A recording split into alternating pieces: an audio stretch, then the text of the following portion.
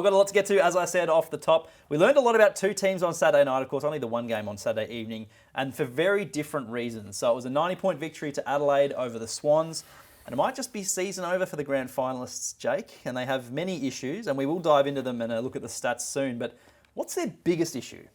The curse strikes again. Every year, it seems like it happens every second year, we say, oh, but this year, look how good they were. They won't fall off, and they do, without fail, every year. So I need to trust the curse in the future. Christian, I'm sure, will talk about the Premiership report, which has a sea of red for the Swans, which is concerning, obviously, for 50 different reasons. Yes. The thing that I think stands out to me, and something we made note of last year, was the reliance on three players. Chad Warner, Isaac Heaney, and Errol Goulden. Now, Goulden hasn't played all year, so you've lost... Possibly the classiest of the lot. No, it's a bit of a shot at the other two, but okay. Possibly. Do you know how many goals Isaac Heaney and Chad Warner combined for last year? Metric shit ton.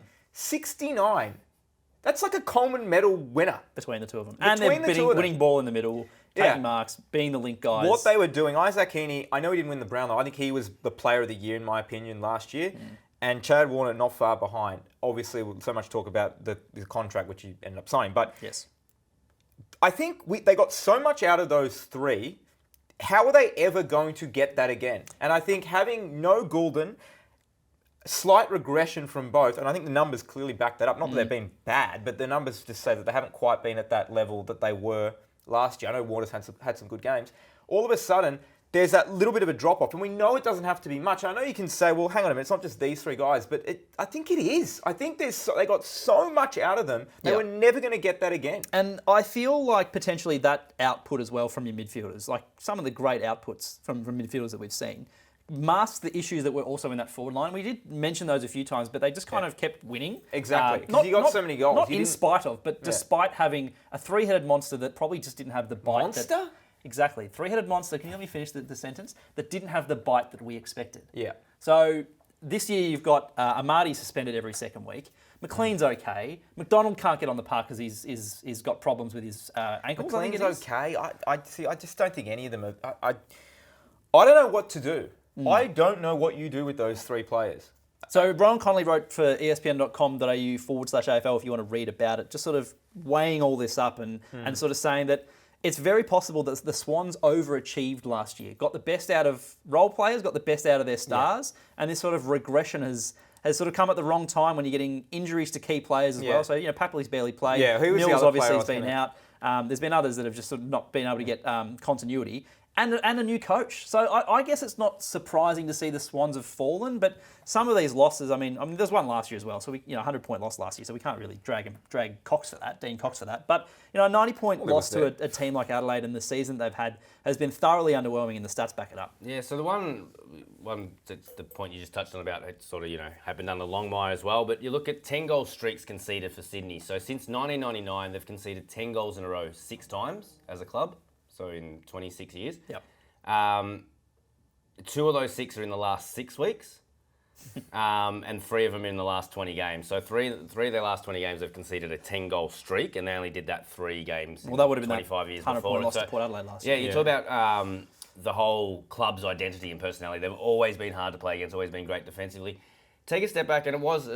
we sort of spoke about them overachieving offensively last year and how good they were offensively, but when you look at the numbers again this year, you can see that we should have taken more notice of the defence last year. The defence probably showed that they weren't actually an outstanding team, and all it took was one little drop-off on the front half, or the offensive side, which we have this year, for it to all fall away. So last year, they were the second-best team at scoring from intercept, second-best team at scoring from a clearance, second-best team at scoring from defensive midfield, and second-best team in turning an inside 50 into a score. So that's with that three-headed, whatever you want to call it, might not be a monster, but... So that's with the personnel that they had, that everything was just turning into scores. This year, they're sort of down to 10th for scoring from intercept, 18th from clearances, which is obviously shocking, 6th from defensive mid, not too bad, and 17th for turning an inside 50 into a score. But then you look at their defensive numbers last year for the same things, and talk about defence win premierships. Last year, they finished the season intercept to score against, they were 13th. So 6th or 7th easiest to score against from intercept.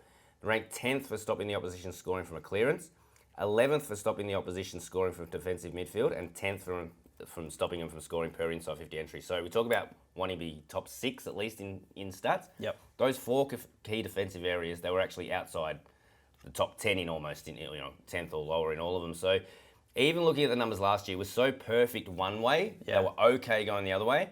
But you're right, losing the offensive stuff of, Goulden and then Heaney and Warner just having slight drop-offs. Nick Blakey's had a fair bit of drop-off from his attacking stuff from the back half as well. That's probably led to where they are this year. So, again, it was a bit of a surprise to me. It's sort of when you step back, hindsight's a wonderful thing to have. But last year, the defensive profile showed that Sydney had a lot of improvement to make if they wanted to maintain it this year. You've got a note here saying that they've been the 3rd hardest hit by injury this season. Is that by total games missed or is that by quality of games missed? Yeah, so that's by quality. I think it's 6 total games, but 3rd quality because it's Papley, it's Goulden. I think Papley was a top 50 player last year. Goulden was a top 50 player last year. And that's not... And McInerney was sort of top 120 and he sort of hasn't played half the year. And injuries, I say this all the time, but injuries aren't an excuse. They're a legitimate reason. You take star players out of any team, they're not going to be as good. My issue with Sydney is if you bring... Yes, they're missing a bunch of players, but even if they're at full strength, are we confident that they... Like, these numbers are pretty damning.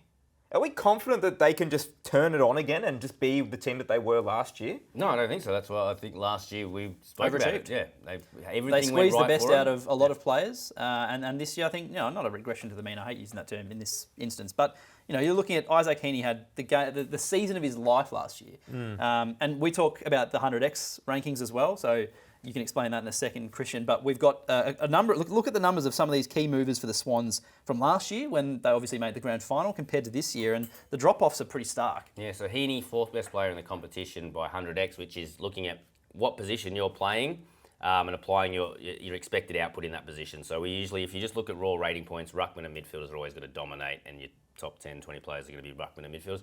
This actually takes into account that key forwards or key defenders are expected to get less. So if you do score well in that position, you get bumped up and things like that. So yeah, 100x is just taking into account where you played. As I said, Heaney, 4th best player last year, 41st this year.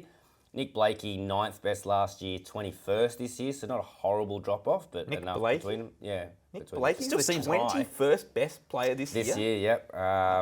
Someone's got to redo these rankings, huh? It's unbelievable. Yeah, Chad Warner's Chad Warner's actually gone up slightly, so 19th last year to 15th this year. But then it's as I said, it's the injured guys. It's Goulden, who was 30th last year, hasn't played a game. Yeah. Papley, 52nd last year. Barely on the park. Rowbottom, was more of the defensive sort of midfielder, but he was 90th last year, 168th this year. Ollie Florent was dropped this week. He was 110th last year. He's dropped to 174th. And then, guys like Jake Lloyd, who have been around forever. He was only 167th last year, but was sort of doing his job and getting, 25, 30 touches a game. He's probably getting similar amount of disposals, but he's rated 290th this season because he's just not having the same sort of offensive impact. Yeah, it's been laid bare, and I feel sorry for Cox because the injuries. You're not a magic wand, right? You can't just wave him and do that. But what does that say? How do I put this, Jake? What does it say about John Longmire's time in charge of the Swans? Oh, I think the biggest winner in football to this point of the year is John Longmire. And he hasn't coached or I know done that anything. sounds ridiculous, but you take a guy that in how many seasons was he at? 12, 13 seasons, and he took them to 5 grand finals, won 1, and was copping a lot of stick for the fact that they only won 1 of 5, and obviously the 2 most recent ones they were belted in the grand final. Takes a month after, he says, all right, you know what, someone else can take over now. And now you look at what they've become, and sure, there are a couple of injuries, but he didn't deal with injuries for 13 years? Of course he did. And now you look at where they are, you look at all of these rankings and everything that we're saying and how the team's performing, and you think, gee, maybe he was the best thing that ever happened to Sydney. So I think his coaching stocks are at an all-time high. How are they not? Yeah, that's fair. It's not to stick the boots into Dean Cox because he's only had, half a season, and yes, there are injuries and they're still working things out. But I think it highlights how good John Longmire was. I think it was always crazy, and we said it at the time, it was always crazy that people criticised him like he was the one running around on grand final day that just was the reason that they lost.